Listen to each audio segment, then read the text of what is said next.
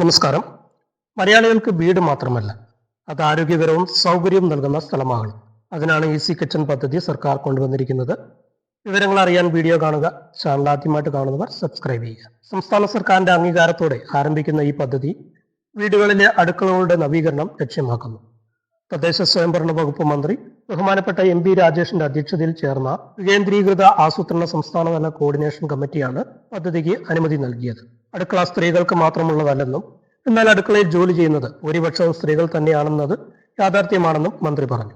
അടുക്കളയിൽ നിലവിലുള്ള തറ മാറ്റി സിറാമിക് ടൈല് പാകല്, ഗ്രാനൈറ്റ് ഉപയോഗിച്ച് കിച്ചൺ സ്ലാബ് സജ്ജീകരിക്കൽ, MDF കിച്ചൺ കബോർഡ്, സിങ്ക് സ്ഥാപിക്കൽ, 200 litre water tank, plumbing, painting, soap pit നിർമ്മാണം എന്നിവയും ഈ പദ്ധതിയുടെ ഭാഗമായിരിക്കും.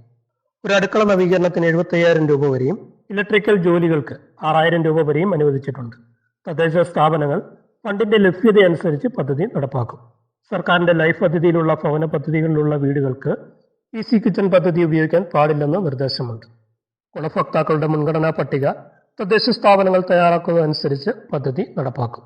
ഈ പദ്ധതിക്ക് പുറമെ സ്ത്രീകൾക്ക് നൽകുന്ന സ്വയം തൊഴിൽ ധനസഹായം ട്രാൻസ്ജെൻഡറുകൾ കൂടി ബാധകമാക്കാനും തീരുമാനമായിട്ടുണ്ട്. വഴിയോരങ്ങളിൽ അന്തിയുറങ്ങുന്നവർക്ക് ഷെൽട്ടർ നിർമ്മിക്കാനുള്ള പദ്ധതിയും സംസ്ഥാന സർക്കാരിന്റെ പരിഗണനയിലാണ്. കേരള സർക്കാർ നടപ്പാക്കുന്ന ഈസി കിച്ചൺ പദ്ധതി ജീവിതത്തിന്റെ അടിസ്ഥാന സൗകര്യങ്ങൾ കൂടുതൽ ആരോഗ്യകരവും സൗകര്യപ്രദവുമാകുന്ന ഒരു വലിയ ചുവടുവയ്പ്പാണ്. കൂടുതൽ വിവരങ്ങൾക്കായിട്ട് നിങ്ങളുടെ തദ്ദേശ സ്വയംഭരണ സ്ഥാപനങ്ങളുമായിട്ട് ബന്ധപ്പെടുക. ഈ വീഡിയോ നിങ്ങൾക്ക് ഇഷ്ടമായെങ്കിൽ ലൈക്ക് ചെയ്യുക, ഷെയർ ചെയ്യുക, സബ്സ്ക്രൈബ് ചെയ്യുക. മറ്റൊരു വീഡിയോയുമായിട്ട് വീണ്ടും കാണാം.